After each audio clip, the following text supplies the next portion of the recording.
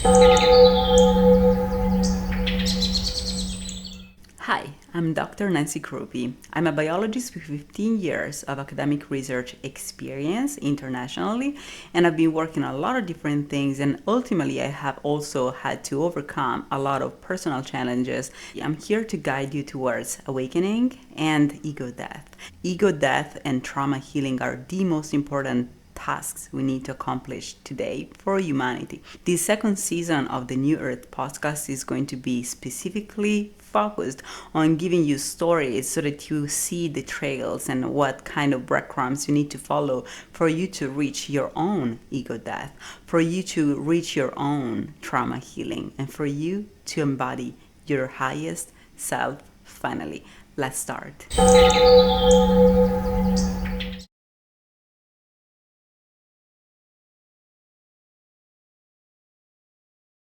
Hi everyone, and welcome again to a new episode of the New Earth podcast. As you can see, we're again at Zula Den, which is an incredible venue for holistic healing events. So I suggest you to check it out at zuladen.org. And thank you, Eldad, for this partnership. This is incredible. So today we're going to be talking about becoming multidimensional. What do I mean by multidimensional? I feel like today we talk about the quantum leap and all of these topics about really embodying different kind of dimensions. But what is a dimension? I feel like there is a lot of misinformation, but also misunderstanding about these things, because until you become multidimensional or you gain awareness of the different dimensions of the universe, you can't possibly know what you're talking about. So we can't possibly understand what we have not experienced ourselves. Like we can understand it rationally, but really knowing what that means is a completely different experience, a completely different feeling. And so I feel like a lot of people who have made the quantum leap and who have become multidimensional talk about multidimensionality, but for someone who has not done that, it can become a very cryptic kind of topic, like something that you hear about this stuff, but you don't really know what that means, right? And so this creates this whole also there are a lot of people who pretend to make people become multidimensional or become aware of multidimensionality, but because they themselves don't know what they're talking about and they just heard it from some guru or someone who talked about multidimensionality, then it's difficult for them to even just potentially become, like guide people towards that. And so it all becomes very much of a misinformation. So first of all, and I talk about this a lot, but I've never had a full episode on this, on like really explaining to people what the dimensions of our universe are and how that works from a physical standpoint and from a psychological standpoint. So first of all, to understand how that works, I really like to give you the analogy of evolutionary biology. I feel like this is the best way of explaining what multidimensionality is, and also it's really how, in practice, that is an example also of becoming multidimensional, or like accessing to different dimensions in a sense. Because I feel like this idea of different dimensions, we don't really understand what a dimension is. What is a dimension ultimately, right? And from one standpoint, like we always talk about a 3 dimension, the 4 dimension, the 5th dimension, of the universe. And, the 3 dimensions are, the 3 spatial dimensions, the 3 dimensional reality in which we live. And then the 4th dimension is usually considered time, right? Things that happen in time, that's the 4th dimension. But ultimately, beyond that, beyond the 4 dimensionality of our world, what do we have, right? What do we have? Is there anything beyond that? What's after time? Like what is this additional dimension that we can reach after time, after the 3 dimensionality, the 5th dimension? And first of all, let's really touch on how the universe is, in a sense. And I had a Kundalini awakening, which allowed me to really access the ultimate dimension, which is the divine dimension of the universe. And I have really neurobiologically experienced what it means to access the the ultimate dimension of the universe, and all the dimension, like I have basically transcended all the different dimensions. So what is a Kundalini awakening? I talked about it in one of the previous episodes, I believe in one talking about awakening. But ultimately, the Kundalini energy is an energy that is stored in our spine, in a sense, at our tailbone.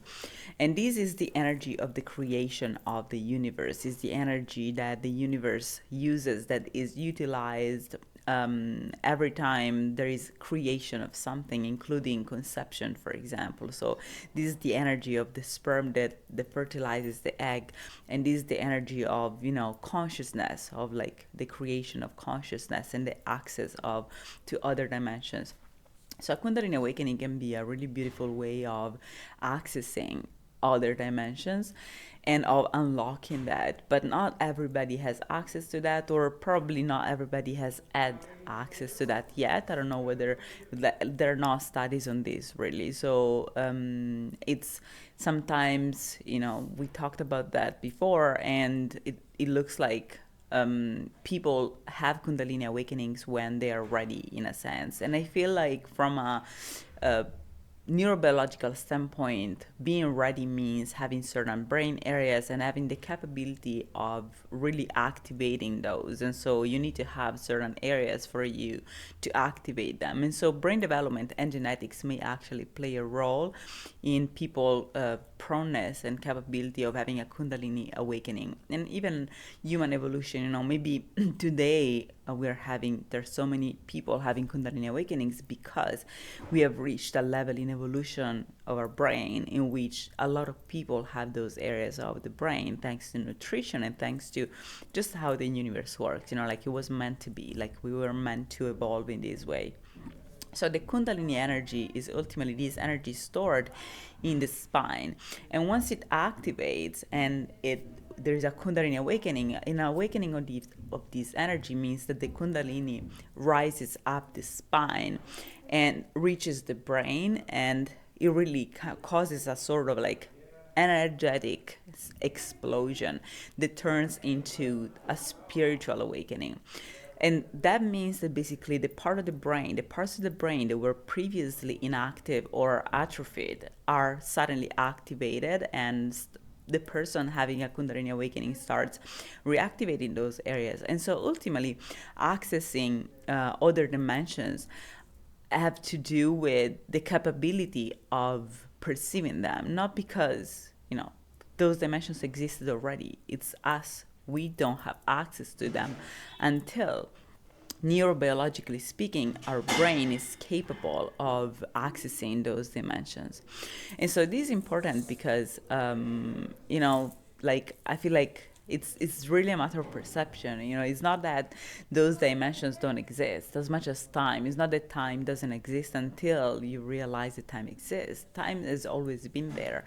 It's you who are either focused on the present, or on a small present, or on a big present, or like a bigger chunk of time, and you can perceive that or not.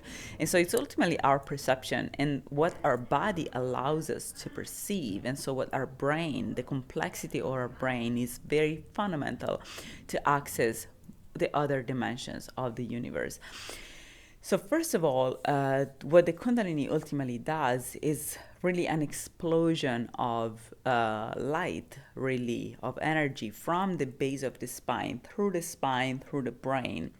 So energetically speaking, it's really like, imagine the brain like a sponge that is kind of like shrunk because it's not active, and so it's kind of shrunk. And when the Kundalini energy activates it and causes this explosion of energy, what happens is that there is this push for the sponge to reach its maximum potential. And when that happens, then the brain, which is like an antenna for frequencies and for things that are already there, suddenly the brain can access other frequencies that were previously not accessible, just because the brain was not the proper antenna for them.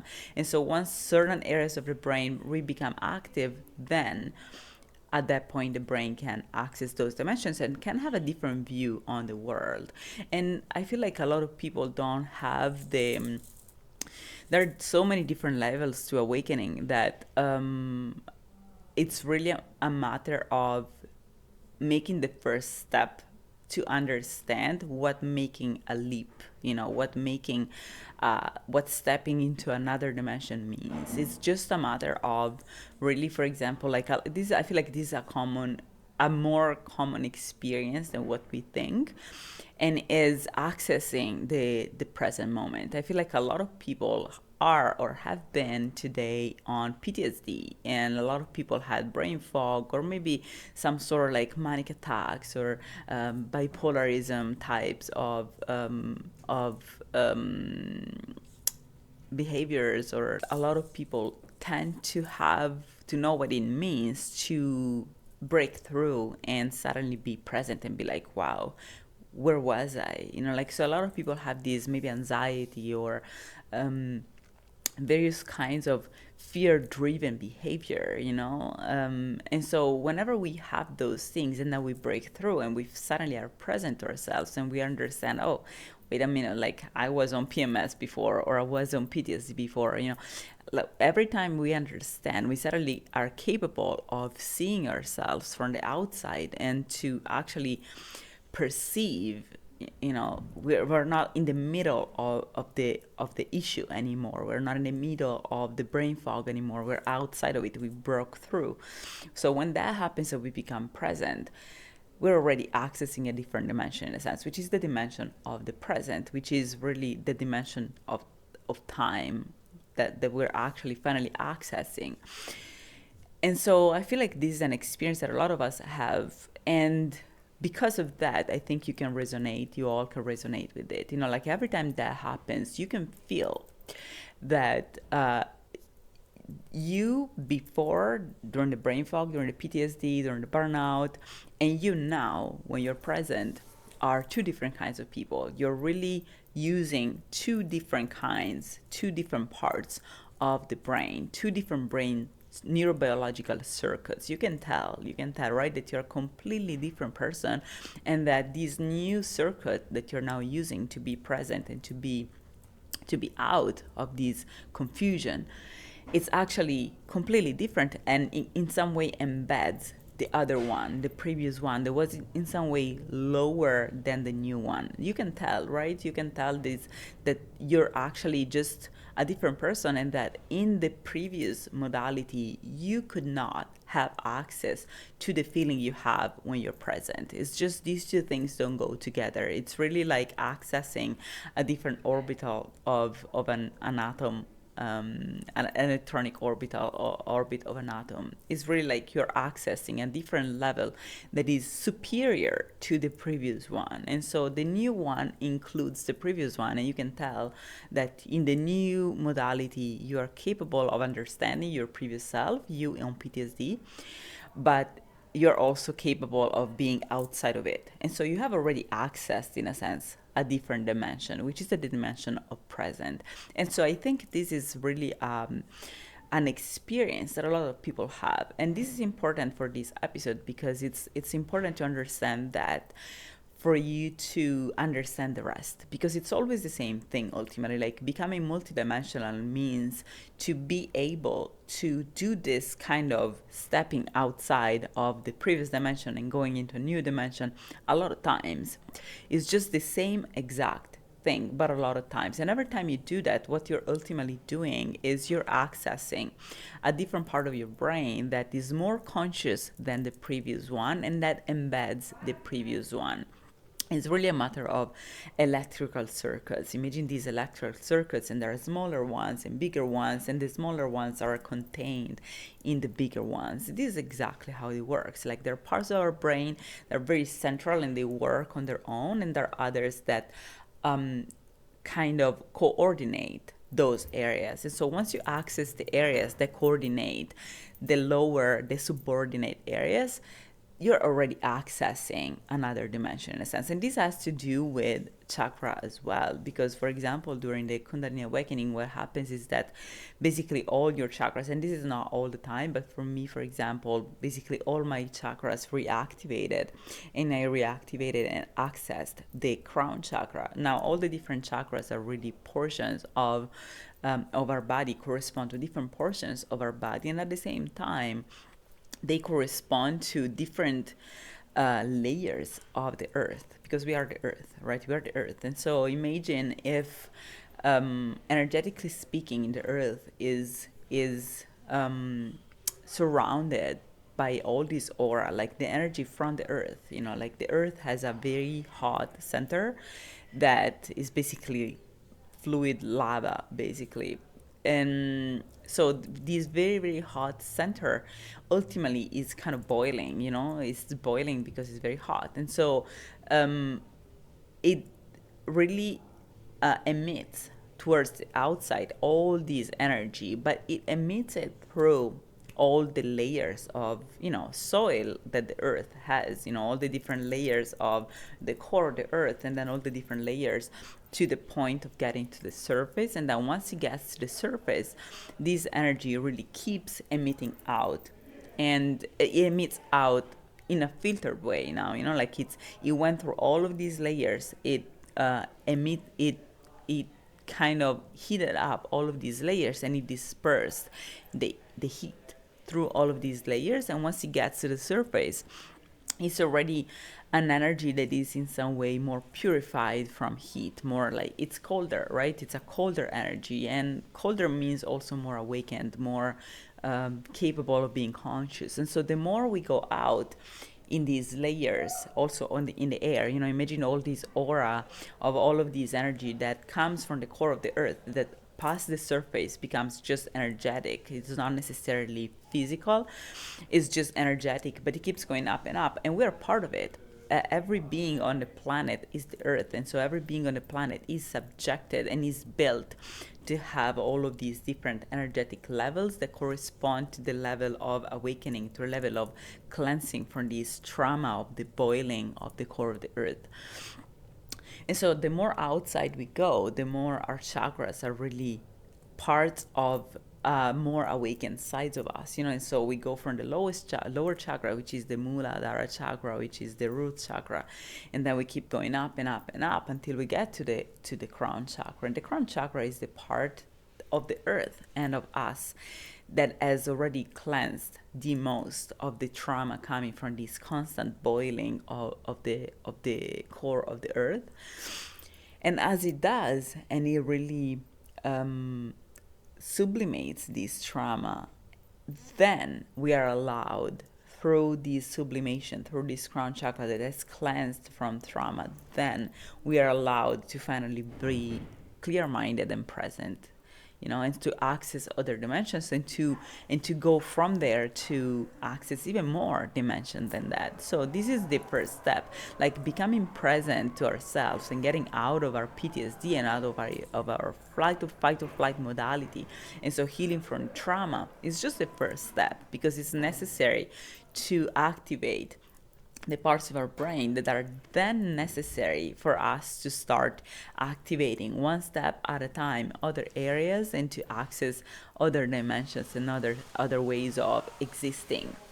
So what are these other dimensions ultimately? So let's go with the biological, evolutionary biology analogy. So if you think about life on this planet, how everything started, we all started as unicellular organisms. And so like bacteria, for example, like we were algae at the very beginning, the very first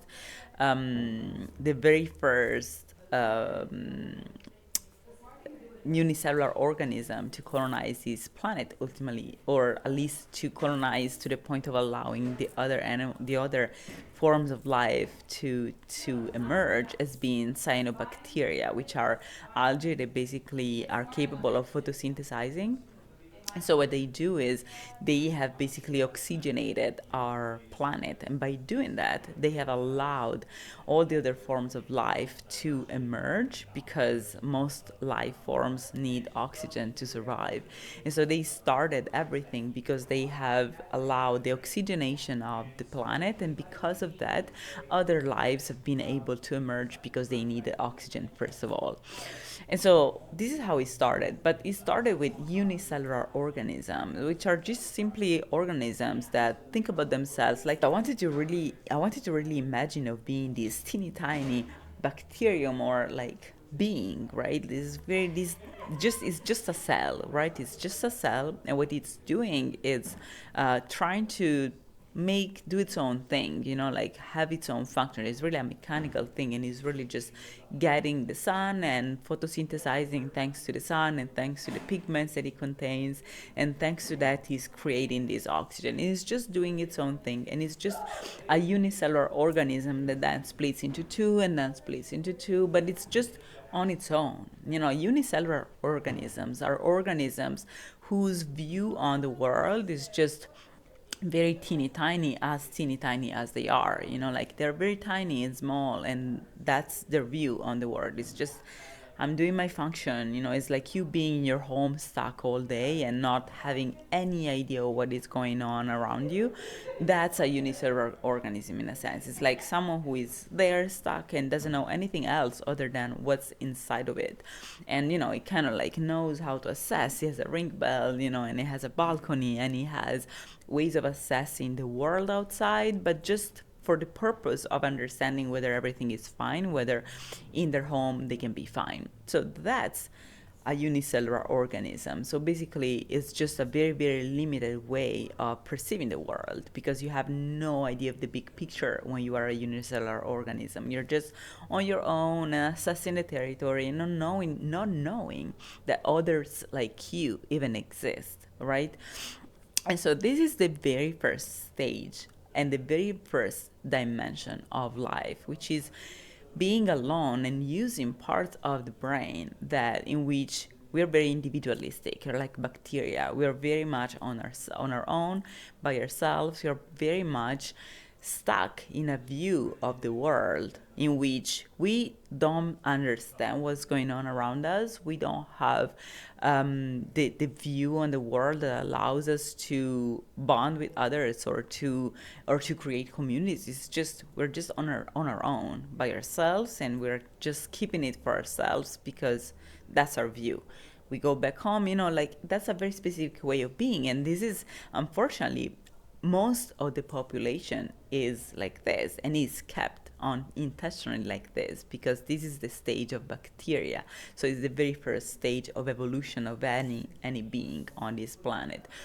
And so from a neurobiological standpoint, being like this means that the being doesn't need areas of the brain that are necessary for emotional intelligence, for example, or like to bond with others or to being conscious. Because if you are only on your own, and if you're only taking care of yourself, then you don't need anything else other than your fight or flight modality, which is what most people are using, the reptilian, the limbic part of the brain. Because to really be a unicellular organism, all you need is to be able to take care of your own business or your own things of yourself, to clean yourself, to cook, to eat, to like do the very basic functions for yourself. You're not trying to do anything else or outside of yourself and what concerns your person, you as a person, right? Then the next level to that is to form aggregates of cells, in a sense. And that can be, the very beginning of that is ultimately for a bacterium is when they start dividing, right? And by starting dividing, they form colonies. I don't know if you've ever seen a petri dish with a colony, with colonies of bacteria, or a mold a mold in your food. That can be considered kind of like a colony. It has the same shape of a colony, in a sense. So that's really, if you've ever seen a petri dish with a colony on it of bacteria, you can see that this like kind of conglomerate of cells that obviously you can't see the cells, right? But you can tell that it's like radially, spatially, it has these radial shape, right? Because everything started from one cell at the very beginning, at the very center of this colony, that started dividing in two, and then the other ones divided in two, and then the other ones in two, exponentially, to the point that really it blooms like exponentially, and on the surface it becomes this conglomerate of cells that stemmed just from one, right? So this is how bacteria access the second dimension. Their second dimension is the dimension of the colony, in which they start understanding, oh, there are others like me, and they know that there are because they created them, in a sense. The very first cell created them. And so in a colony, ultimately bacteria communicate to each other, and they start becoming more capable of understanding their surroundings and of creating their own environment, because the whole colony is basically made by all themselves, it's all the same bacteria all creating the environment around them. So this is a second dimension, in a sense, because the view that you have in a colony and the view that you have as a unicellular organism is completely different already. It's like you becoming present, in a sense, and being like, oh, I'm not just this very teeny tiny bacteria and I'm alone, and there's something else outside. I can reproduce myself. There is something bigger than myself, which is having kids, for example, having kids, becoming a parent. When you become a parent, and for those of you who have become parents, and I don't have kids, but I'm a medium and I'm a channeler, I channel energy, and so I can feel how other people feel by just proximity, or sometimes by just reading their eyes. I can really literally feel how people feel. So I know how a parent feels, even if I don't have kids. But it's a completely different way of being, because now you have this satellite around you that is like the moon around the earth. You have this satellite, which is your child, and even if it's different, it's similar to having pets, in the sense that it's not just you're adding something else in your field of awareness that is something you care about outside of yourself. It's like having a piece of you going around in the world, and now you care about that.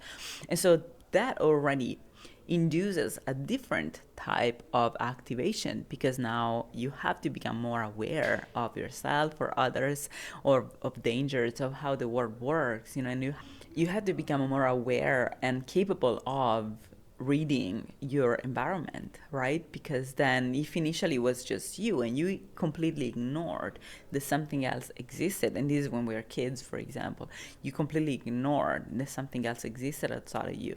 But then now, and this is not ignoring in the sense of, not knowing that there are other people on the planet. I'm talking about a point of view in which we just think about ourselves all the time, and we are not capable of empathizing with others and understanding that, other people really have the same kind of feelings. It's a very specific feeling that who has this feeling cannot possibly understand what I'm talking about when I say that there's something else outside, because they have never experienced that. And instead, who doesn't have this feeling can understand that. But this is just another dimension that we can access through neurobiology and through psychology, and by accessing different parts of our brain and by developing different kinds of awareness. And empathy allows to have access to a different dimension, because what empathy is for a human being is ultimately the same thing that cells have when they build junctions. So if the very first step for bacterium is to really start creating colonies, and then after that there is the level of creating communities, and in a community of bacteria, and this is still a very rudimental form of community, but ultimately in a community of bacteria, what they do is there are different kinds of bacteria. So now a colony is made by the same kind of bacterium, while a community of bacteria contains different kinds of bacteria, and all of them kind of, the reason why they create this community is ultimately because they have a symbiotic kind of relationship, which means that everybody has their own function, and because of that, the community is a better environment than not being in a community. And so basically what they do is they establish codependent kind of relationships, in a sense, but in a very, not toxic way. It's just like, everybody has their own thing, everybody is being themselves, and by doing that, they are allowing this community to be a better micro environment than not being in that community, than being a single unicellular bacterium just going around. And so usually bacteria that live in a biofilms are the bacterial communities. So usually bacteria that live in a biofilm live a lot longer than bacteria that don't live in a biofilm. And this is, for example, plaques on our teeth, or like whenever, I'm sure you have heard of biofilms when it comes down to like going to hospitals, or or your water tank or things like that. So whenever there is this layer that sometimes is algae but sometimes is bacteria, ultimately is both. So every time there are these greenish layers in water tanks, or plaques in your teeth, those are kinds of biofilms. So biofilms are ultimately more resistant to water flow, for example. So imagine being a tiny bacterium in just a sink, right? They're gonna just be, you're just gonna flow away and be wiped away by the flow of water, right? And he said, if you're in a biofilm, you're not. You're actually going to be able to stay there because you're part of this community that is thicker, and it produces substances and biomolecules that ultimately allow this layer to exist and to form and to become a microenvironment, like a city on the earth, right? Like if you wipe away, if a tsunami gets to a place where there are a lot of things put on the earth, all those things are going to be wiped away. If comes into city, maybe a lot of things are going to be wiped away too, but a lot of buildings are going to resist the tsunami, right? And so this is the same concept. And so you see how societies in humanity are ultimately the same thing as societies in bacteria and in at the microscopic level. So this is just to say that there are different dimensions of existence that ultimately come down to a different way of seeing the world, or perceiving the world, because a bacterium that lives alone has a completely different perception and way of living, of surviving and trying to search for food and trying to search for things to protect itself from the environment.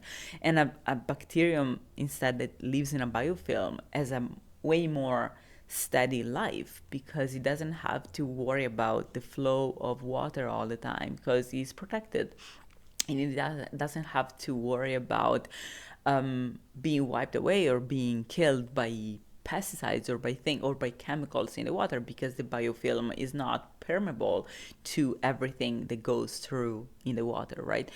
And so this is the same concept. So the kind of way in which a bacterium lives in a biofilm is completely different than just a bacterium that lives by itself, because it has to worry about a lot lesser things, and so the fear factor can decrease a lot. And at that point, a different kind of consciousness can emerge and different kind of functions can emerge, because now this bacterium can exchange information with others and can build community and can dedicate its time to things that are not just survival, right? And so the same is in humanity. But the reason why I'm doing this example through bacteria and not through humanity is because the way in which we have built the world doesn't really follow this kind of rule, because it's a very toxic way of doing it. It's not the natural one.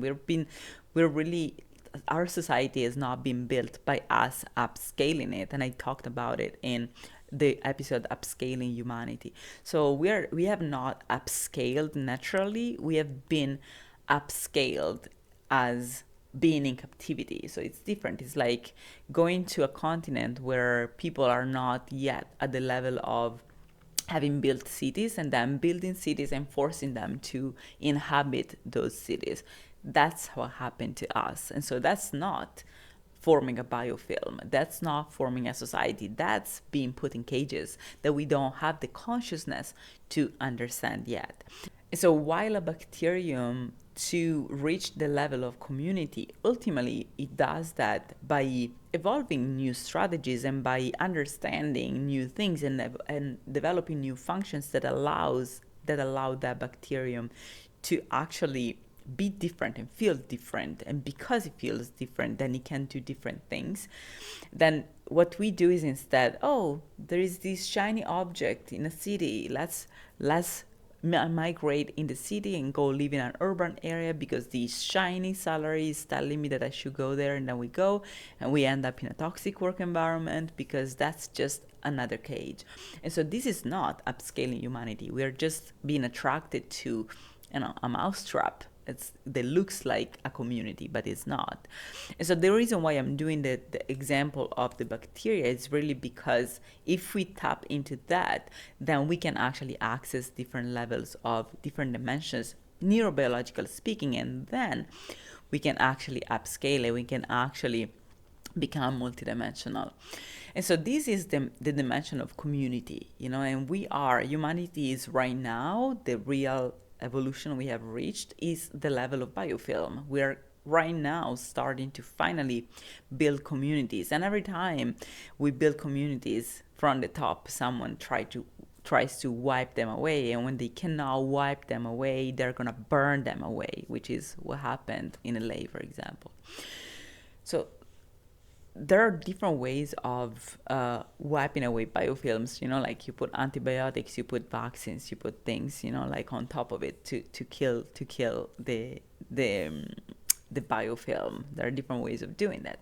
But ultimately, we need to be able to access further dimensions. So this is the first dimension. And in this dimension, we access the parts of the brain that start allowing us to actually empathize with others and to actually understand that we're part of an ecosystem in which everybody has its own function and there is no such thing as enemies. Everybody has their function in this community as long as they do have a function. Again, we need to start becoming aware of when people are doing things for the community or not, or they're really pretending to do things for the community, but they're instead feeding their own ego and growing their own ego and actually destroying the community. So once we understand that, then you see we develop different functions, which is the capability of building networks, the capability of empathizing with others and understanding how they function and being grateful for them and loving ourselves. And we don't have to worry about survival too much because we are taken care of. We have a community around that supports us and that allows us to just simply dedicate ourselves and our time to have our function in the community instead of simply eating and hunting and eating and hunting. And this is the basic survival, basically. So instead of basic survival, we can access the next level. So the next level gives us access to a completely different dimension already, because we are even more longeve. We think different. We are different. It's really like upscaling to a level in which we're already in a different way of thinking. And so this is just the very first step. The second step, which is the real actual leap to the next dimension, is to become a multicellular organism. So that is the real new dimension. So to give you an example for this is I published a book called the Fractal Universe and the Theory of Everything that you can find on Amazon or on my website at 360holisticcoach.com. in which I explain how our egoic society works and how already relativity, the theory of relativity, is basically talking about another dimension, which is reason why the Newtonian physical model which is the classic physics, the theory of relativity are not, do not overlap and are not reconcilable, because ultimately they're talking about two different dimensions that have different rules and they function in different ways. So once the bacteria, and it took millions of years, right? But once the bacteria really have been able to finally build, not just communicate with each other, but start building junctions with each other, which is empathy. What is empathy? The empathy is the capability of building a channel between people, an energetic channel through our heart chakra especially, that allows us to really connect with what the other person feels and thinks and really feel what they feel. And this is very, very different than what psychologists call cognitive empathy. There is no such thing as cognitive empathy. No such thing as emotional intelligence and empathy go together. These are two completely different things. Empathy is a real thing. It's the capability to opening your heart for real, like your heart chakra, opening your heart, and through that, by opening this portal and being vulnerable, allowing others to be vulnerable too. And this creates really an energetic channel that allows the exchange of information between the two of you. And this exchange of information becomes you feeling what they feel and they feel what you feel. And it doesn't have to be necessarily bidirectional. It can be just you being very open, like I'm an empath, for example. I'm extremely empathetic to the point that I am a channeler. I channel others, and I read their chakras, not just the heart. But this is exactly what it means, to open a portal and to be vulnerable. Once you're vulnerable, then you can allow this information to flow through you, and you can read it. And so what empathy means is ultimately being capable of feeling what other people feel, not of knowing what other people feel. That is not empathy. Cognitive empathy is also, predators know how a gazelle feels. That's not empathy, and actually it opens the doors to sadism, because if you know what other people feel but you don't feel what they feel, you can hurt them and you don't feel anything, and so you can, and you know how to hurt them, but you don't need to feel anything. And so cognitive empathy is not empathy. But empathy is fundamental, and it's the first step to create the next level, to access the next level, which is the level of really becoming a body, becoming a multicellular organism. Obviously, this is where I'm talking about the body. I went from bacteria to the body. This took billions of years, obviously.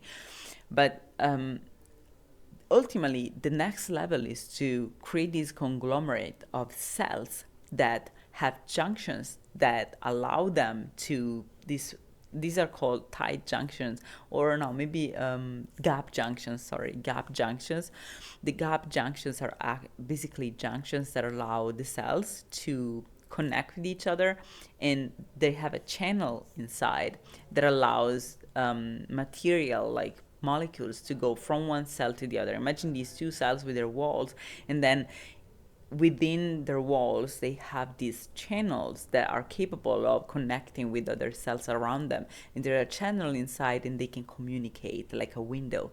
They can communicate and exchange information.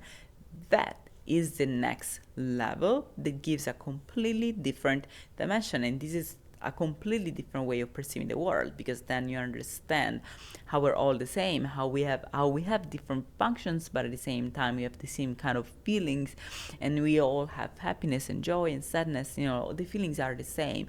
We all have this need to ascend to a higher self. We all have our need to heal from trauma. We all have the same feelings, and we all can access the same kind of levels, but we are doing it all in different ways, because we are all made different, and we have different purposes on this planet. We have different purposes in life. We have different functions in the community. We have different functions in the body, and we have different functions in humanity. But once you reach that level, that's a different dimension already. And it's not just from a neurobiological standpoint, but from a physical standpoint. It's like really accessing a different dimension, physically speaking. And I'll tell you why. So in the same way in which we create conglomerates of cells, we can go back also to another analogy, which is the physical analogy, for example. I don't know how many of you have studied physics or chemistry or physical chemistry or these sort of things, from atoms to molecules to cells to beings, right? Like, this is even going backward from bacteria, because bacteria are already a conglomerate of molecules that makes sense and that is capable of reproducing, of replicating itself. So that's already life. But before that, there is atoms, and molecules and everything else. So imagine now the atom, that of an atom, right? So what is relevant for an atom is completely irrelevant for us, in a sense, because the kind of physical laws that govern atoms, even if they are relevant for us at the health level, like you obviously want to know how acidic your body is, or want to know these sort of things in order for you to take care of your health. But the physical laws that govern atoms are not relevant for you, because you're already moving in uniform motion on this planet as compared to an atom.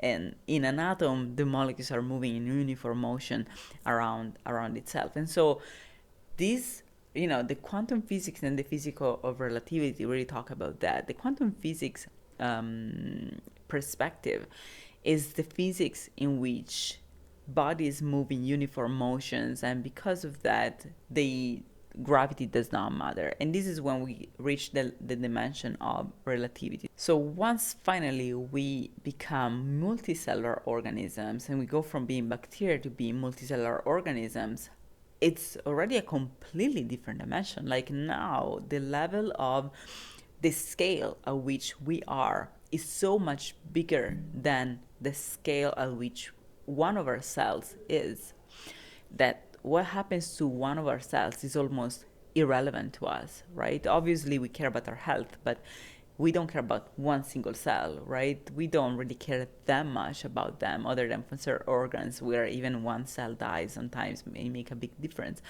But in general, we're just talking about things that are completely like, we're, going, if you try to go back with your mind at the level of being one cell, and then you go back to the level of being a human being that contains that cell, this is a completely different dimension. Like the kind of view you have on the world is completely different than a cell.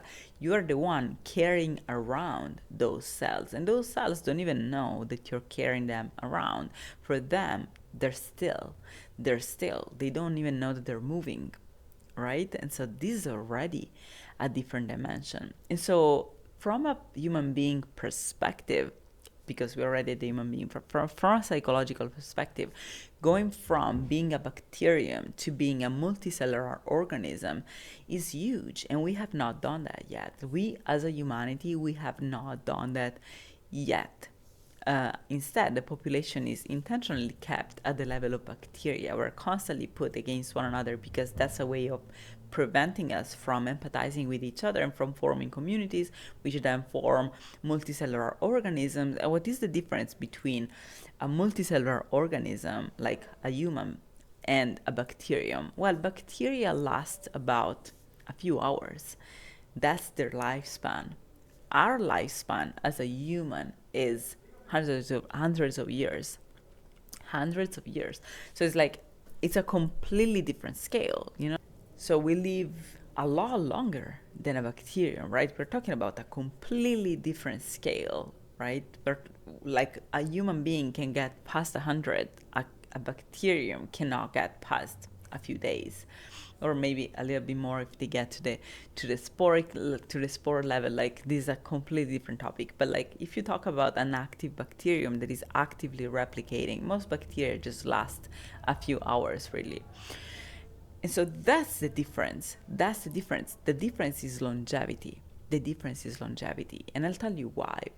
Because we have on our planet beings that have accessed a different dimension. But it's not us, it's corporations and governments. Because once they form their conglomerate and then they pass knowledge, they have, like, what is ultimately a being, a multicellular organism, is someone capable of memory, someone capable of living longer. And because it lives longer, it needs to be able to keep track of what goes on. And so it's transcending the dimension of time and going to a bigger time lapse, going to exist for a bigger time lapse, to have a bigger longevity and to have a much bigger awareness of what goes on. Because your awareness as a human being, our awareness as human beings, is limited to what we can observe in our lifetime. But now imagine you and your friends form a club and you decide this club is going to last forever.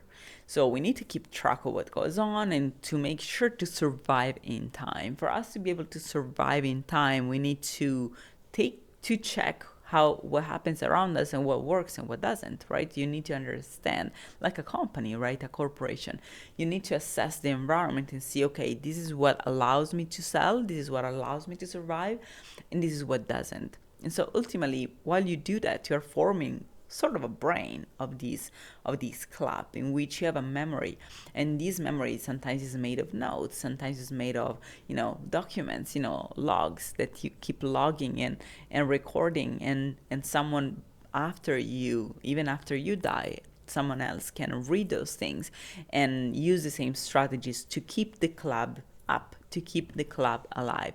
So you have already accessed a different dimension. So the problem is that most people don't do that. Most people in humanity don't actually access that dimension. And it's a totally different dimension because it's not anymore just someone who accesses a part of the brain that requires just for himself to be alive and allows just for himself to survive. Is a You need to access parts of the brain that allow you to team build and to empathize with others, or to really coordinate effort in order for you to build something bigger than yourself. And you need to also be able to diversify functions. Once you diversify your functions, you're like, okay, now I can actually have a function in this club and allow the club to survive thanks to being the hands of it, the legs of it, the eyes of it, like, so everybody has a different function. And so that is a different dimension. And I'll tell you why from a physical standpoint is a different dimension. So everything on our planet, and I talk about this in my book, so everything in our planet is ultimately because of this core of the earth. It's boiling. Everything on the earth is something that pops out of the earth and then goes back to the earth when the energy is dispersed, right? So everything us, like, even if we don't realize it, we pop out of our mother's wombs. But it's ultimately, this has started happening a long time ago. This is like a long line of just bubbles popping out all the time from the planet due to this active core of the planet that really has energy to allow these things to happen on it. And so we just pop out of it and then we go back to it, right? And so due to gravity, as soon as we finish this energy, then we start having like our middle life, and then we start going down and then decaying and dying and go back to the earth, go back to the soil, and then be, allow other forms of life to recycle us and to decompose us, recycle us, and then something else pops out thanks to us. So it's ultimately, we're constantly recycled. That's what the earth is. The earth is this constant cycle of things that pop out of it and go back to it, pop out of it and go back to it. So this is the first dimension, though, because in the first dimension, this is the universal gravitational things. Like, this happens at all kinds of levels. As much as we have atoms in which electrons revolve around the center of the nucleus, the nucleus, and then they keep, once they're in orbit, now they keep going around it and around it and around it, and they're ultimately following the laws of relativity because they're in uniform motion around the nucleus. And that's a different dimension than, as much as, our planets go around the sun in the same way. They're in uniform motion, and that's why they're ruled by the laws of relativity. But if you go down on the planet, we're not in uniform motion because we are not capable of detaching from the planet. We're just here. And so what happens at this level is Newtonian physics, is that we are in a different dimension. And this is the dimension of the ego. This is the dimension in which we are in our fight or flight modality. This is the dimension in which we are mortal. This is the dimension in which we are not eternal. This is the dimension in which we identify with this being that is very finite, has a very finite health span, finite lifespan, because we detach and then go around and go back, detach, go around and go back to the earth. That causes for us to always having to restart and start over and start over and start over. And it's ultimately always us starting over. And this is also has to do with our spiritual evolution as well. But I'm going to talk about the spiritual dimension afterwards. So this is the very first dimension, which is the same as a bacterium, just replicating itself and not really building anything past it. And because of that, its longevity is shorter, and because of that, it doesn't keep track of things that happen in times that are longer than in a time that is longer than its own existence. And that's what most human beings do. We just keep track of what happens within our lifetime. And that's the first dimension. And the parts of the brain that we need to just have access to that kind of dimension are just very limited, because all animals are doing the same thing. All animals on the earth are ultimately just popping out, going around for a while, and then going back. And all animals on the earth are ultimately, the highest level of evolution they have reached is really herds, groups, like most, like packs, like that is the highest level of evolution that nature has reached in that sense. But humanity has reached another level, which is the level of communities, and we're starting to build cities and to build companies and corporations and things like that. That's another level, because at that point you start, whenever you have a company, and this is something that not everybody but a lot of people are doing, whenever you have a company that is longeve more than you, something that goes past you, then you have access to a different dimension already, because it's not anymore you going around and then going back. Your ideas, your consciousness, your love, all those feelings, your soul is ultimately attached to something that is lasting longer than your body. And because of that, you're already accessing a different dimension in a sense. You're already accessing a different way of thinking, and a different evolution of your soul. So why is that a different dimension? Because it's really a different way of existing, both at the neurobiological level. Someone who only cares about themselves or worries about themselves has a completely different way of thinking, of seeing the world, of perceiving the world, different habits, different things they do every day, than someone who has a company and has people to take care of, or has to think about long-lasting goals that go beyond its own itself, himself or herself. So it's a completely different way of existing. You need to access different parts of your brain to be able to do all of these things. You need to have a much higher level of empathy, or a much higher level of capability of connecting with others, or a much higher levels of capability of enslaving others, for example, as a lot of corporations unfortunately do. So still, it's a completely different person than someone who only cares about themselves, is only aware about themselves, is on PTSD, is, in this rat race and doesn't understand what is going on. These two people are completely different. They use different parts of their brain, they have access different parts of their brain, and they exercise different kinds of functions that emerge from those parts of their brain daily. They're completely different, completely different. So this is already a different dimension, because we don't understand that dimension is not just about, something that is sci-fi. It's not sci-fi, it's here. You can tell when someone has a higher perspective. I'll give you an example. If you have kids, or if you work with kids, if you ever had to deal with a kid, how do you feel, when you deal with a kid and you're like, you can tell that they are unaware of a lot of things that you already know, and so you have this feeling that you can go lower, dim yourself and talk to them on their level based on what they know.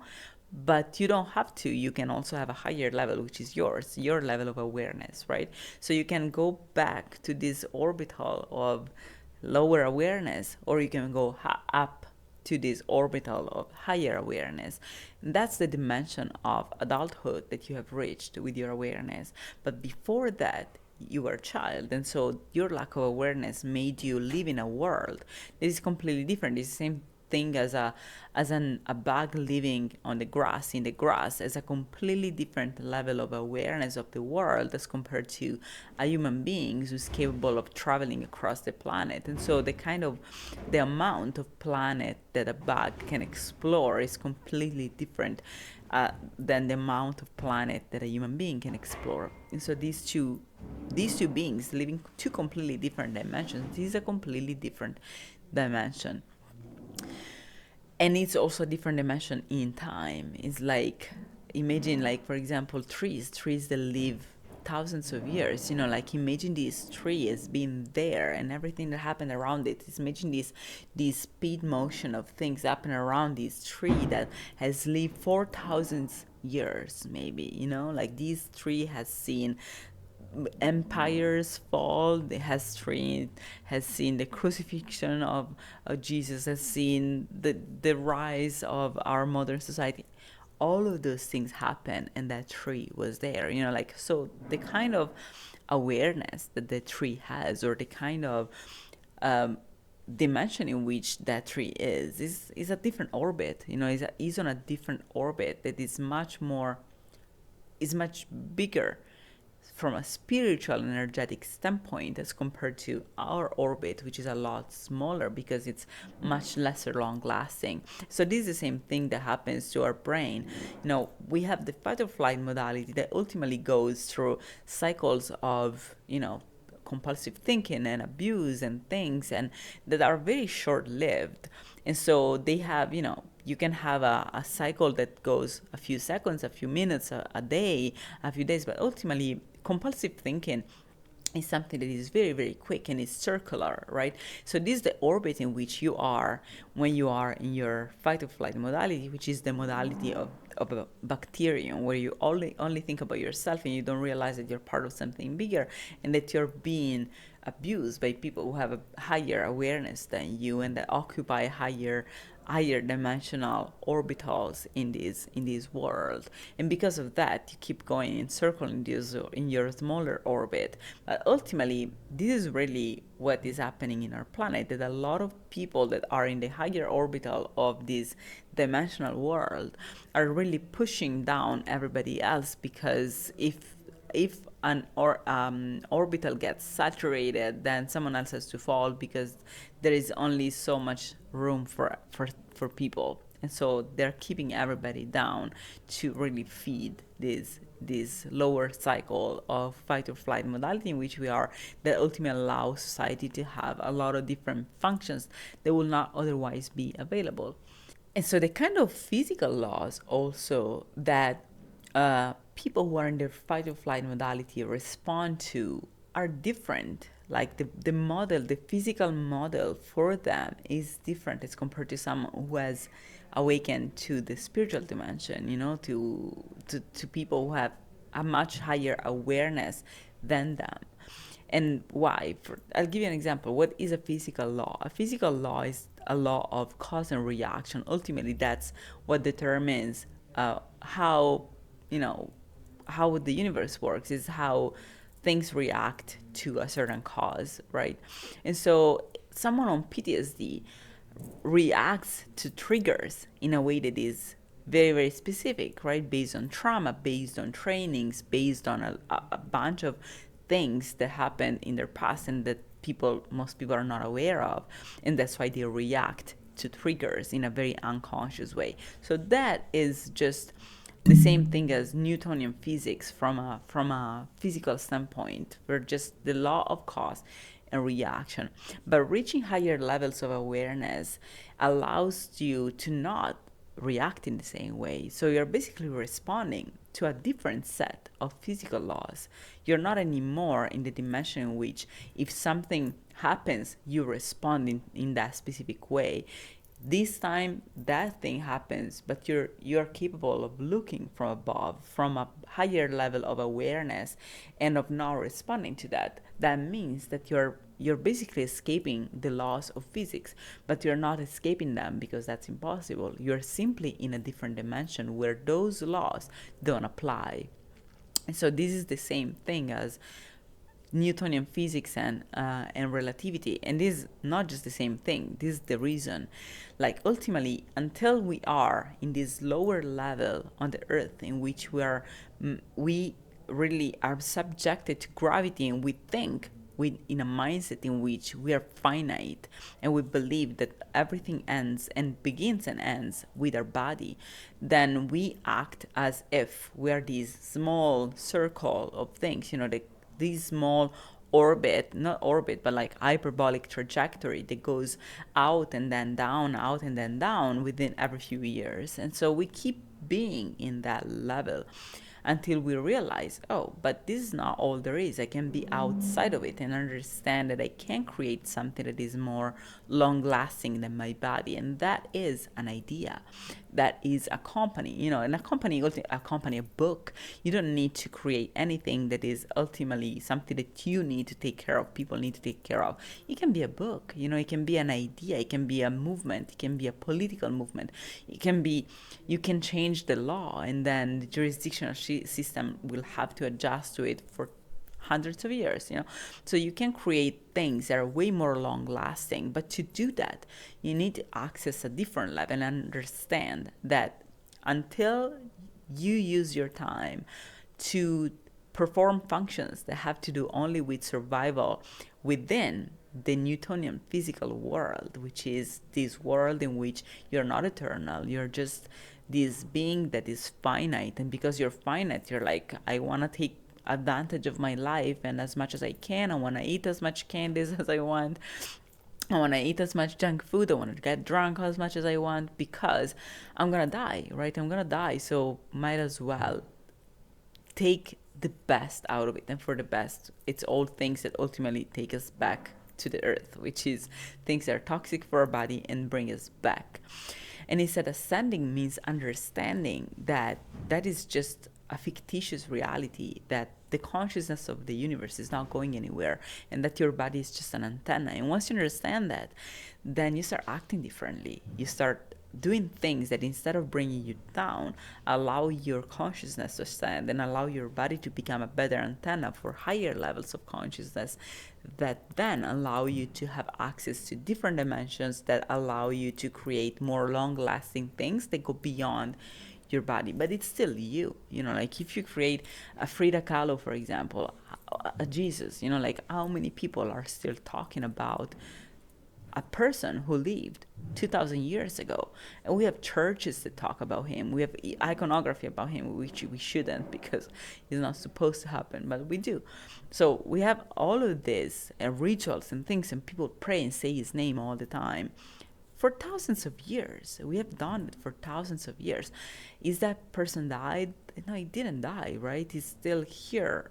It just changed shape. It just became this butterfly, and every time we talk about him, it spreads its wings, right? And so it's ascending to the next level is understanding that to create something more long lasting and to be more long lasting than your body, you need to understand that you're not your body. And once you understand that, you're like, wait, what? I can use my time, instead of for survival related tasks, for things that are more multidimensional, that are more long lasting, that are going to allow me to live much longer on a different plane, on a different dimension, which is the dimension of relativity, ultimately the dimension of the quantum physical dimension. And that has a different set of laws, because what will make you react to triggers in your fight or flight mode while being on your Newtonian physical plane is not what makes you react and act in the relativity plane. At that level is completely different. Like you can accessing the quantum level allows you to build something that is completely different and goes beyond your body, and that also affect a lot more people. And that's when that's why becoming multicellular is one part of it, because then you can carry around your cells and do your tasks. And then the next level is sublimating and reaching the spiritual dimension.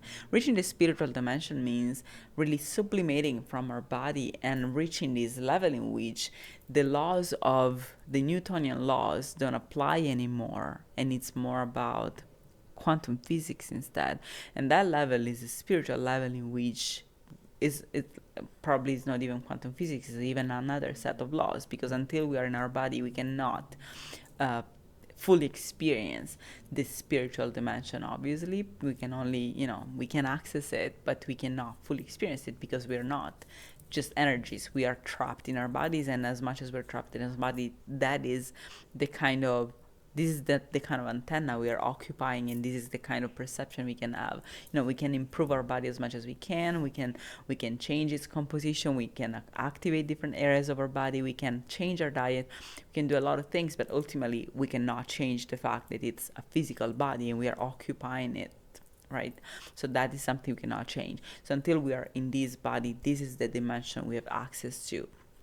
But we can build our way into the next dimension, which is about ideas, is about thoughts, is about frequencies that don't need a body to exist, such as ideas, such as things that go beyond that, and sometimes they have to do with something physical, such as, a book, for example, or like someone has to actually do that. But ultimately, that idea is not attached to a body. That person is living beyond their body because other people are making them live. So their roots, their body is now made not anymore of cells, but is made of the thoughts of the people talking about them. And that's the next level. And that follows completely different rules because, like the kind of rules is not anymore a cause and reaction kind of thing. It's not anymore Newtonian physics anymore. It's a completely different kind of way of being. And that requires like reaching the level of understanding of reaching the level of being able to do that requires a completely different set of areas of your brain, which is more in the cortical brain. The cortical brain is the part that allows us to be conscious. And what is being conscious? What is the difference between, the bacterium becoming aware and so us becoming aware? So reaching awareness is the first level of it. Reaching awareness that we're not the only one, that we're not alone, that everybody around us has the same kind of feelings, that we all have to go through trauma, that we all have to reach the ego death. What is the ego death? The ego death is the first step to access this next dimension, which is the spiritual dimension.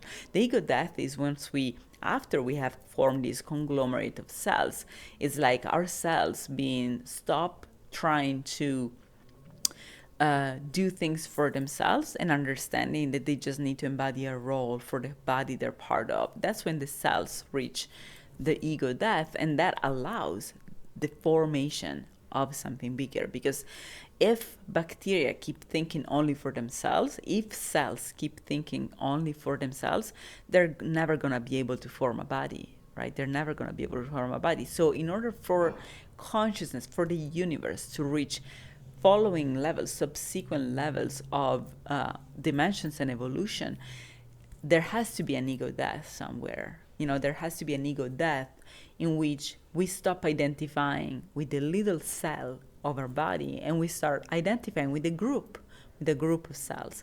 Then after identifying with a group of cells, we start identifying with a bigger group of cells, and then a bigger and bigger. Then now I am identifying with my body, for example, right? We identify with our body. And then once we identify with our body, that's our ego, right? And so our cells don't have an ego. Our cells are simply having a function. We are that. Their ego death, the ego death of our cells, have allowed the ego death of a bacterium has allowed to form a community, and then has allowed to form a multicellular organism. Our ego death allows us to form communities and then to form bigger structures that allow us to create a society that functions in ways that are in cooperation, right? And that ego death is the first step. Once you have the ego death, then you can form a bigger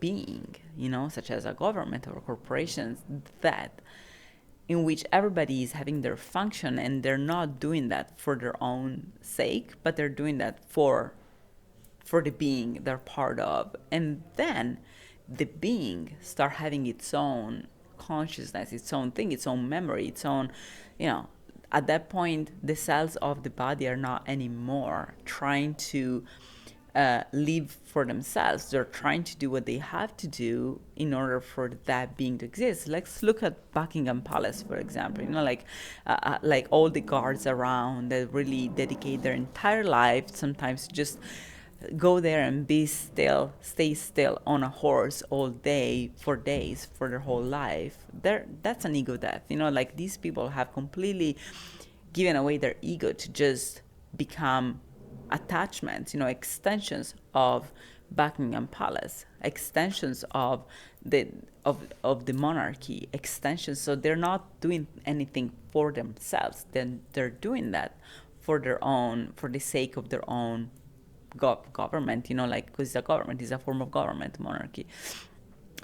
And so that is a being that is long lasting. You see how the ego death of a lot of people allows something bigger to emerge that then can become a being that can influence things in time in a much, much bigger way than one human being can do. But in order for that to emerge, we have to have an ego death, and that's the first part. You have an ego death in order to form multicellular organisms or communities. Like that's the first step.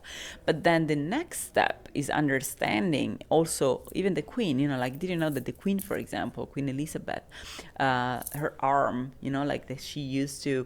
This is a very very iconic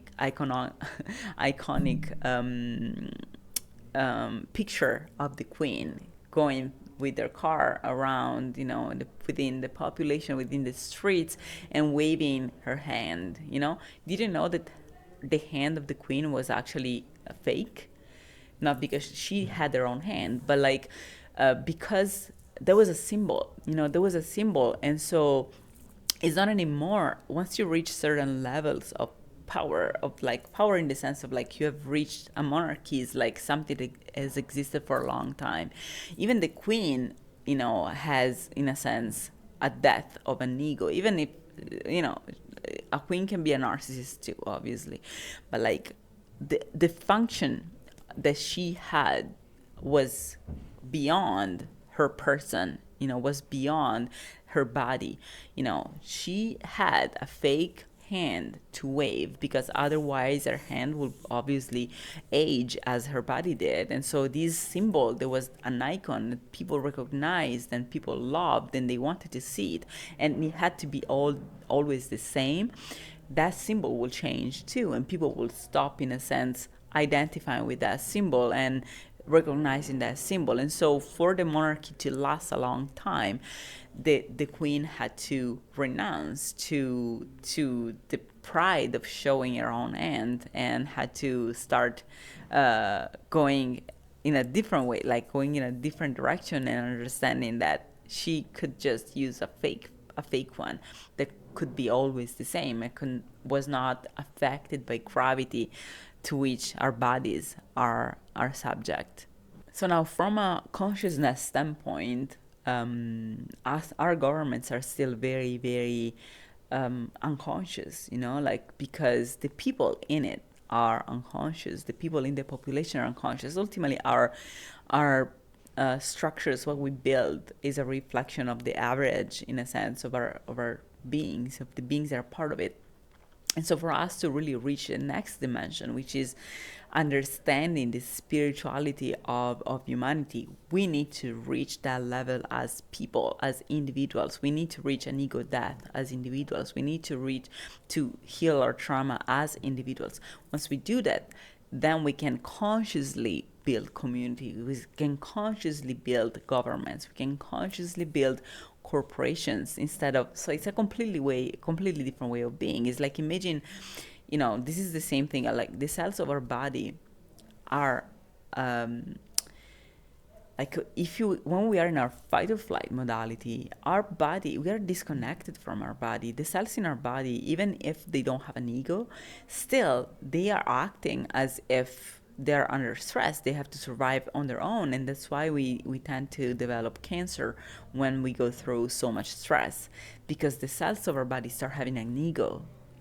We are so much in our fight or flight modality that we need to just survive and hunt and eat, right? And so the cells of our body as well start being in the same modality, start being in their own egoic modality, and so they start becoming cancerogenic, because ultimately what is cancer is a cell who has detached and believes of being on its own, and it's basically going back to the stage of bacteria and forgetting of being part of a bigger structure in which that cell had given up its ego for a reason, because it was meant for best interest of the being that the cell is part of, that allows a much longer life than just what a cell could have by living by itself.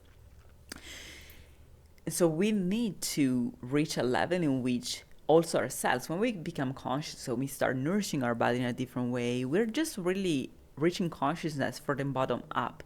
Our cells are becoming more coordinated between themselves. Like they coordinate effort better, they organize, functions in the body better, they coordinate everything in a better way, and their functions are optimized because now ourselves are kind of becoming conscious of being part of something bigger, and that there is something going on that they're taking care of as long as they have their function, and because of that everything happens properly. And so they start becoming conscious as well, in a sense, of the fact that they just have to have their function and it's all going to be all right. And that's why awakening from the fight or flight modality is so important. Awakening from the ego is so important. Awakening, healing trauma is so important, because it allows us from the bottom up, from ourselves to our consciousness, to our neurobiology, to reach another dimension, which is the dimension of community, the dimension of something more long-lasting, the dimension of doing something that goes beyond our body, such as ideas. And for that to happen, for our governments to become that way, we need to start forming governments, because what has happened in our society is that, honestly, I don't even know exactly what has happened, because I was not here as a body, right? And so I don't remember.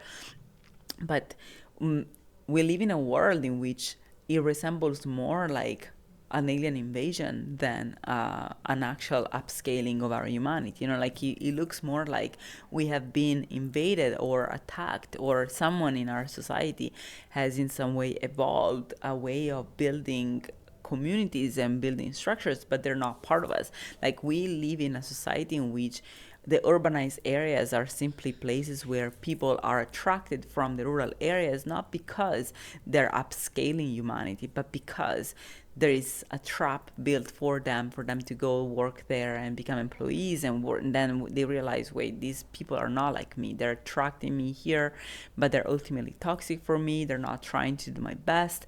I never get promoted to the next levels. It looks like I'm always only allowed in this place only if I stay down, if I occupy the lower positions, the lower employee titles, the lower levels of employee. I'm only allowed in these governments as long as I stay unaware, as long as I'm a consumer, as long as I'm a patient. If I start building wealth, if I start trying to send my kids to a better school, if I try to get educated, if I try to build community, if I try to build something for myself, it looks like I'm constantly being sabotaged.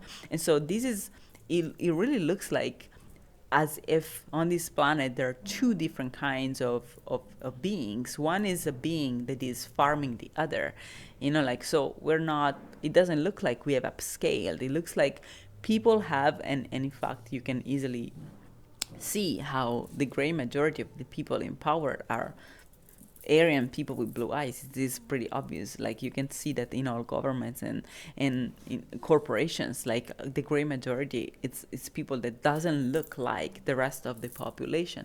So this is very strange. I don't know exactly what happened exactly, because I was not here. But there are a lot of theories about this. But one thing is sure, that we are not being treated right now as if it's us building a biofilm. It's us building a community. It's us building a multicellular organism like a government to perpetuate us. It's not about that. It looks really like we're being farmed and we're being attracted to places where we're just constantly being kept in our fight or flight modality at the stage of bacteria, instead of being allowed to move past it. Because if humanity had really upscaled, if we had upscaled as a humanity, as individuals, we would, and this is what Native Americans were doing, for example. Native Americans were really building communities in a very conscious way, in ways, and they've been wiped away and destroyed, to become ultimately illegal immigrants working for corporations. And, it's like, we have been really sabotaging our capability as a humanity globally to build, to upscale, and to reach this other dimension that starts with accessing a bigger chunk of time by building things that are more long-lasting, like a government. What is a government? Our government is a conglomerate, a multicellular organism, a conglomerate of people and minds and tasks and things that has its own memory, because the government remembers all the revolutions that happened in time, how people reacted to things, how to deal with the population. That's why today we're having all these politicians are using so many different manipulative strategies towards the population, and they're lying all the time, and you're like, how is it possible that people believe them? And like, they're obviously lying. How is it possible that people trust them and believe them, right? But it's because the governments are intentionally keeping some people at that level of unconsciousness and of lack of memory for them to not realize that this is just a manipulation. But this also means that the governments are studying us, have been studying us for a long time, and that have understood how we react through time and how to avoid social revolutions, or how to prevent revolutionaries from going to power, or how to prevent. And so this is not us, like, this is not the population having upscaled itself. This is something outside of us. This is something external, or maybe someone from the same planet that simply has taken over, like an empire. Where countries are colonized, for example, it really feels like, it's not them taking over, right? It's not them upscaling. They become the bacteria of this new multicellular organism that simply tries to use them for its own benefit, but doesn't actually allow them to evolve and to build something long lasting. Because if they would build something long lasting, then they will be able to remember all the things that are done to them, and to not respond in the same way, and to get out of this physical law of cause and reaction, and to respond to the triggers in a different way, and to be outside of it, and to become more conscious, and to be more capable of not responding, and of becoming unpredictable, and of doing their own thing, and of building their own long-lasting being, multicellular being, long-lasting government. And so this really feels like we have been colonized. No, it doesn't matter where it came from, whether it was the Roman Empire or whether it was the Palladians, like, it doesn't really matter where it came from, but it really feels as if humanity is constantly being farmed by someone else. Like, who is farming everybody? We don't know, or maybe we do. But reality is that it doesn't really matter. The point is, we need to reach a level in which we join forces, we build gap junctions, we start empathizing with each other, we start understanding who is part of our kind, so that we can build something that transcend our individual egos and allow us to build something more long lasting in time, and to have access to a different dimension where we don't need to be triggered and to respond and to react, but we can just have our task and our function as much as the cells in our body do. And simply by doing that, we are allowing a bigger and more long lasting being to emerge, that we're simply part of it, and then we can look at it from the outside and be like, oh my gosh, I'm so proud of it. I love these hand that waves at me, and by just existing and being taken care of, because this body that I'm part of takes care of me. And now I'm not really pro monarchy nor pro Queen Elizabeth. I'm not. This is not a political statement, nor I'm not taking sides from that sense. But talking from a biological, evolutionary standpoint, it's really about that. It's about really being proud of being part of a body that you're like, oh, okay, I'm having my function, but this is needed for the body I'm part of to keep existing, And I feel like as a healing community, we're already part of doing that. We're already part of being a community. A lot of healers say, I'm having my function, I'm doing this because there are other people who don't know how to do this, or who need my function and they don't even know they do. And so I'm being myself, and I'm healing the world, and I'm giving my gifts to the world, because that's what the world needs from me. And by doing that, we're already, we as a community, as empaths, we are already creating a conglomerate thanks to that. But this is we have been wiped away a lot of times, for a long time, we've tried to create. Initially, we were just a very few, and so we were burned as witches. And then we became a little bit more, and then we were persecuted as healers and as Christians, and then this is the empaths in our world that are emerging, that are not being allowed, but all the others to build communities and to reach the level of biofilm and to reach the level of multicellular organisms, so that we also can have a more long-lasting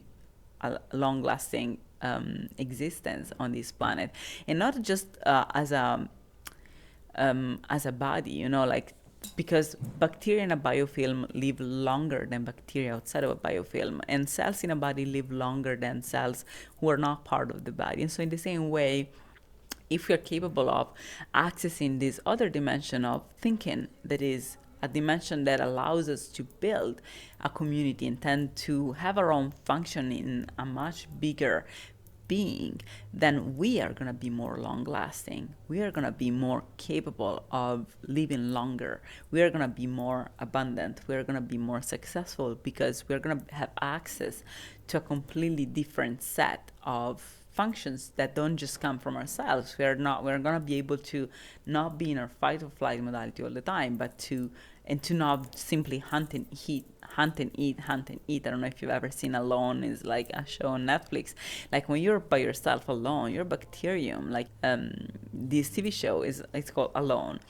It's just a person left alone on a land, and they have to take care of everything, basically. Like, they have to take care of, every function possible, but ultimately the main function they need to perform is survival. And so the only thing they can do is hunting, protecting themselves, and eating.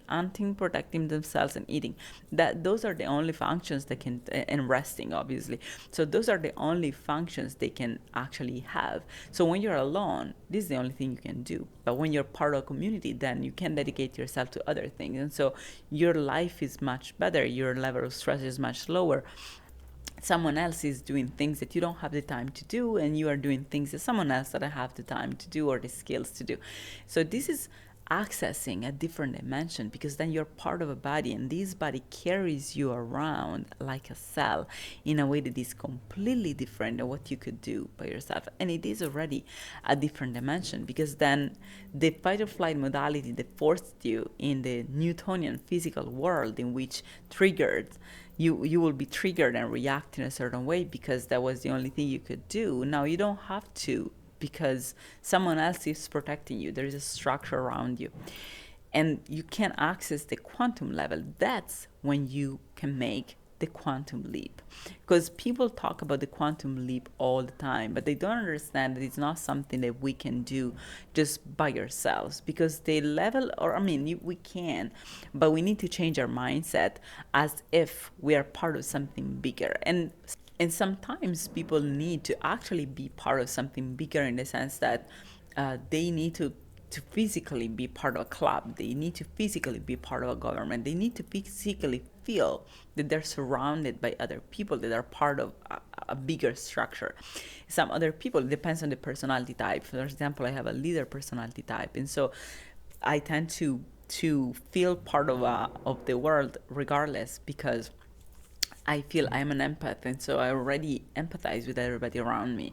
Even if they don't, I already empathize with them. I already act as if I am part of something bigger. I'm part of the collective, and I always act by doing the interests of the collective, because I'm an empath, and that's, I have a gap junction with everybody around me, and even if they don't understand what's best for them, I do, because I have a leader personality type, and I have a lot of experience in the world. And so being an empath and having this allows me to already feel part of something bigger, even if I'm not necessarily part of, I'm not necessarily in contact with all the globe, right? With everybody on the globe. But I'm doing their interest anyways, because I feel part of it.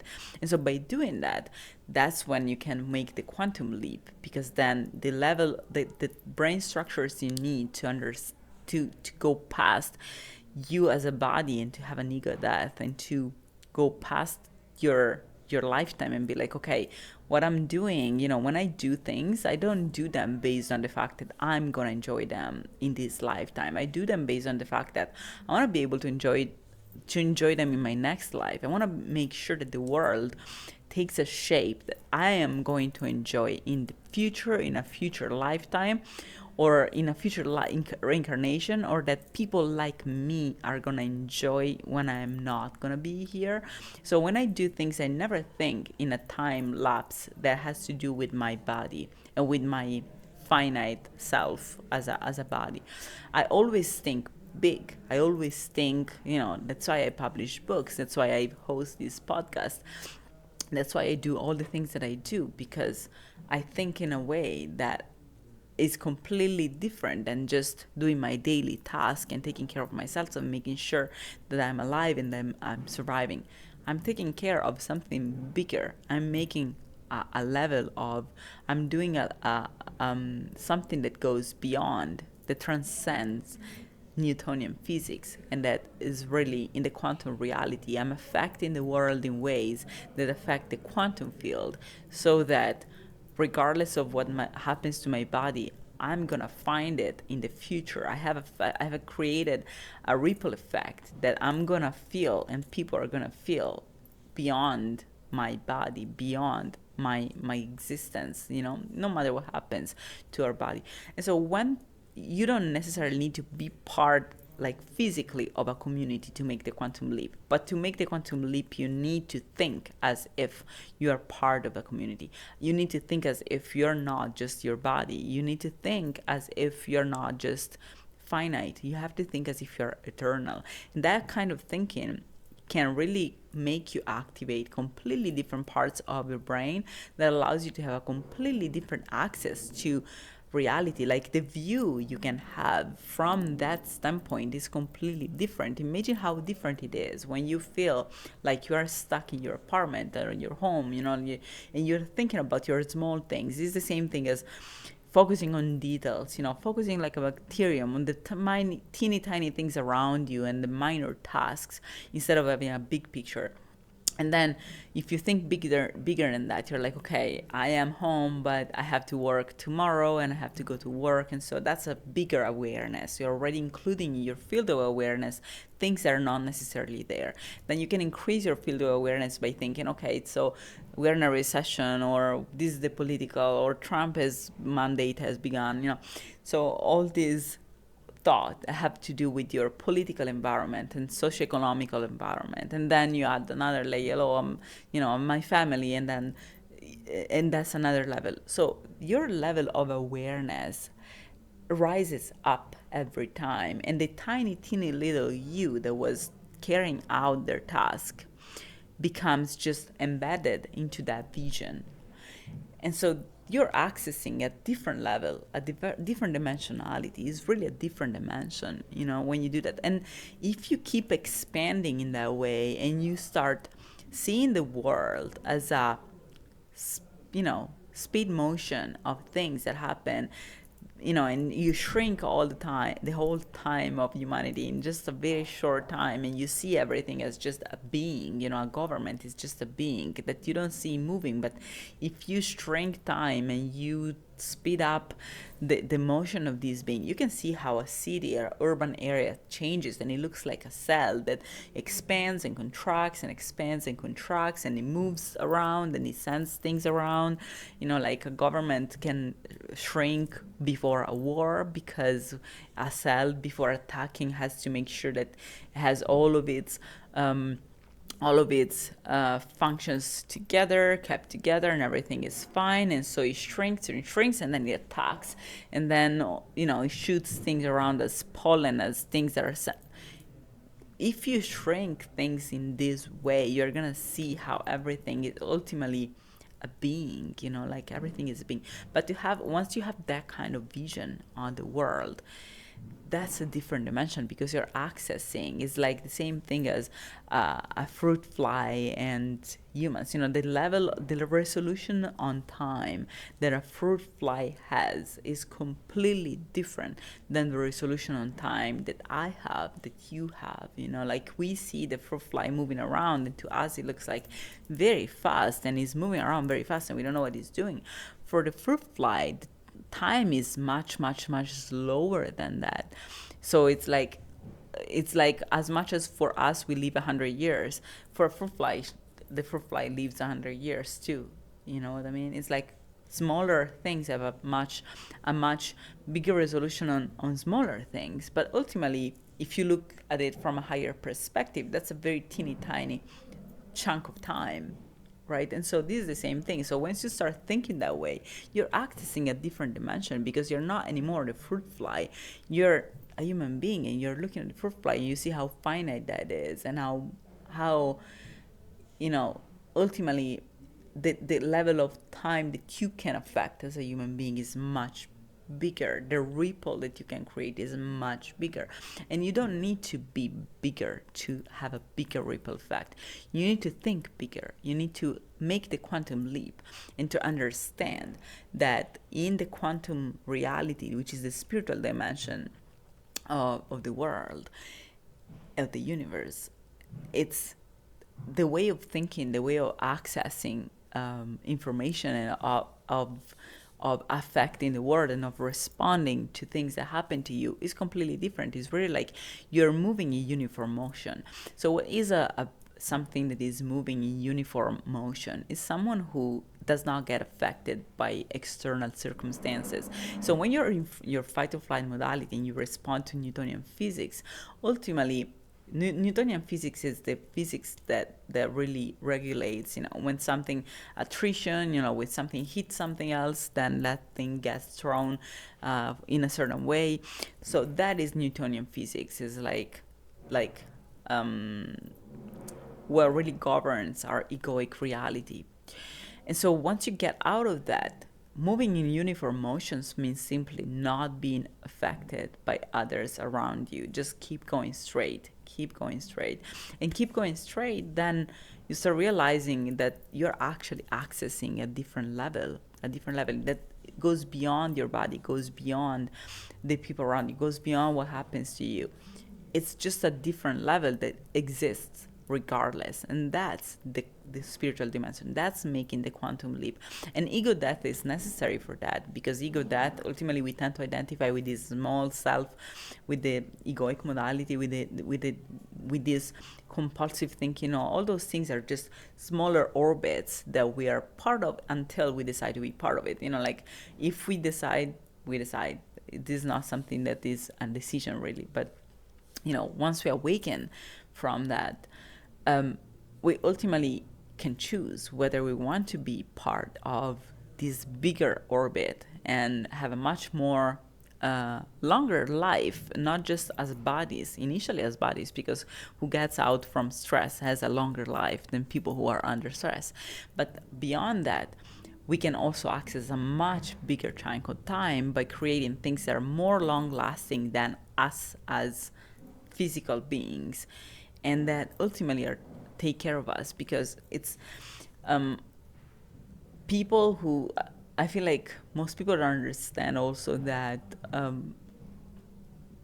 governments, for example, are ultimately made governments or corporations or schools, universities, fraternities, like all of these things are ultimately made by people who are all the same in a sense. And those who are not like them are simply rejected. Like, they can only go there temporarily, like the employees in a corporate, right? Because you're not like them. Like, the people that actually had the board of directors of that corporate are really predatory people, narcissistic people. You're not like them. If you're an empath and you go in a narcissistic company, you're ultimately only go through you're ultimately only gonna go through a cycle of abuse, because you're not them, you're not part of them. And so creating something as empaths and as healers that goes beyond that, and that allows us to create a conglomerate, is necessary, because it allows us, and us, not just us as individuals, but all those like us, and so all the bodies that we can occupy when we reincarnate, we're gonna end up being part of a being that is that exists. It's like church, like Christians have been persecuted for a long time, but then church has been created, and now Christians don't need to be persecuted. They can stay in church, and they can be safe. obviously church as well has been unfortunately corrupt, and this is not what has not really been created by Christians. Christians have truly been persecuted, and then the government has created a fake church. But this is another episode. But regardless, in time, that has become a divine place, a place that is sacred anyways, and so it does allow people to be part of that body and to be taken care of as long as they're part of that body, and to have a longer life as long as they're part of that body. But you need to know what body you're part of. Like if you're part of that body, you need to be taken care of in that body so that you live longer, right? And so it's necessary to also evolve and to reach that kind of level, that different dimension from a sociological standpoint for different kinds of people, because different kinds of people build different kinds of structures and give shelter to their same kind, as much as bacteria form a colony, like. So we need to build things that are ultimately communities that are made by different functions, but people who are more empathetic, for example, or people who are more like people who are not currently represented by the current governments, where oftentimes it's then made by people who are very narcissistic or predatory.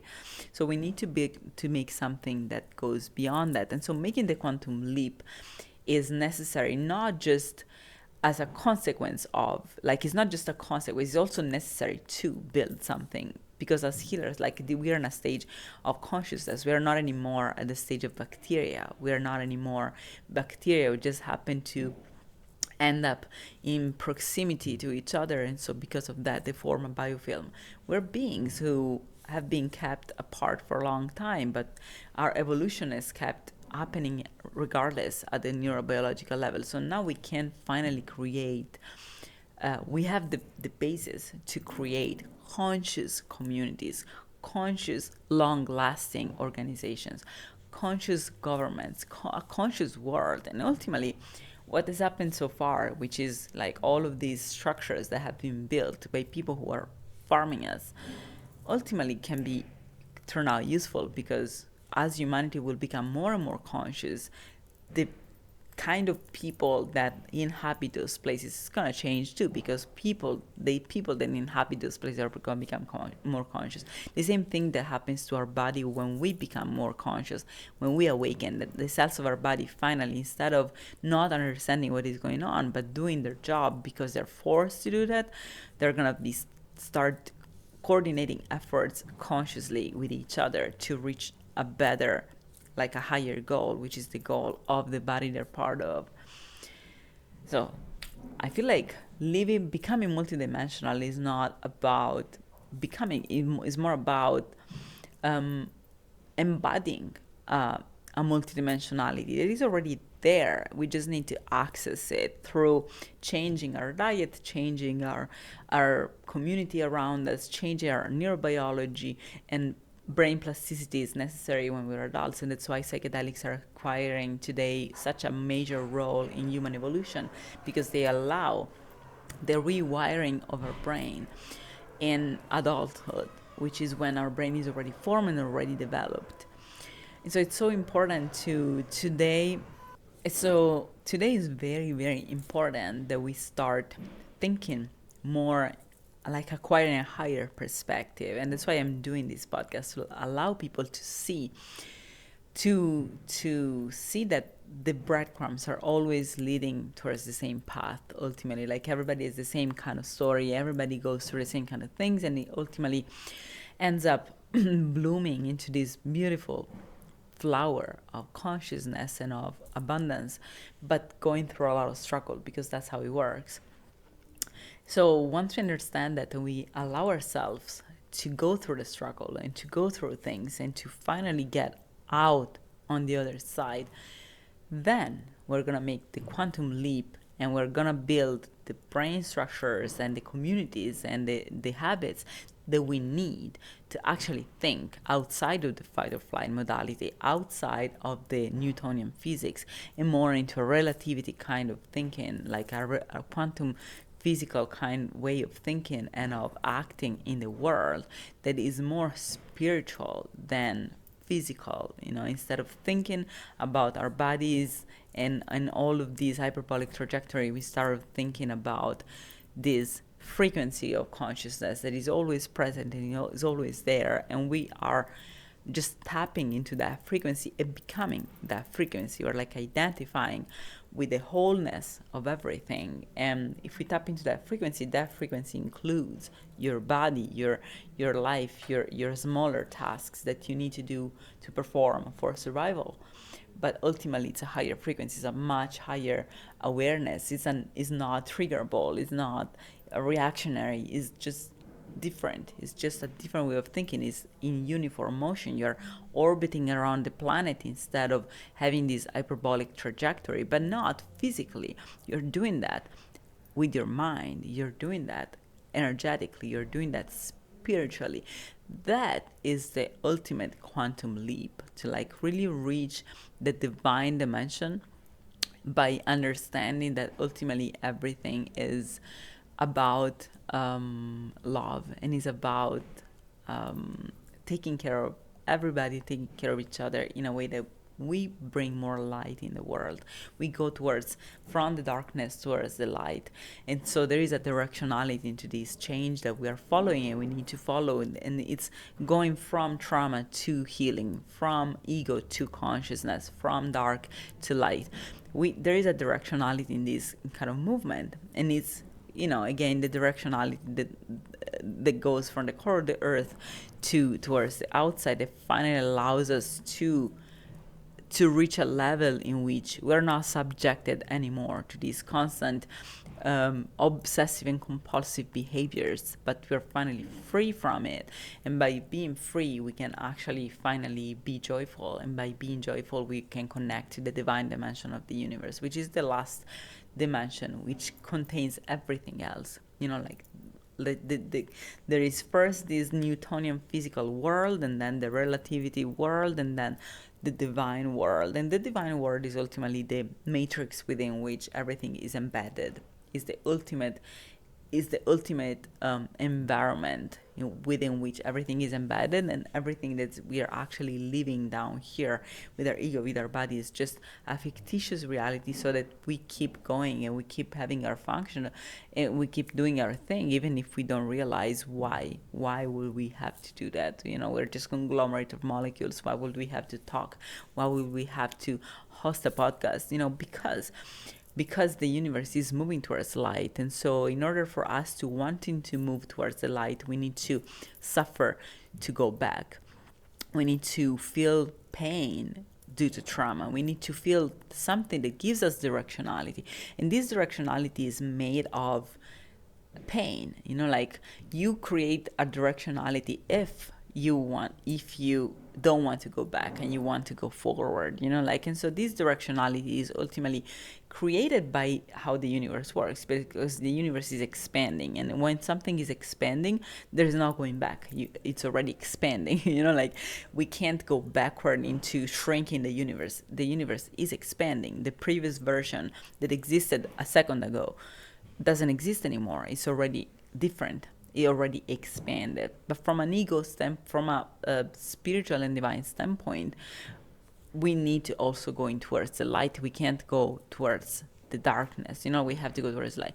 And so that is caused, our ego, we identify with our trauma, we identify with our body, we identify with things that ultimately cause us pain due to the trauma, due to physical, like peer pressure, and all of the things that cause us pain, shame, guilt, all these things that cause us pain are ultimately ways of pushing us towards healing, and so that's why ultimately we have an ego as well. We don't realize that even the ego is functional to itself, is functional to the world, is functional to the divine dimension, because initially we will not do anything unless we will have an ego. We will not move, we will not change location, we will not do anything unless we had an ego that in some way feels hurt and in pain for things that we go through.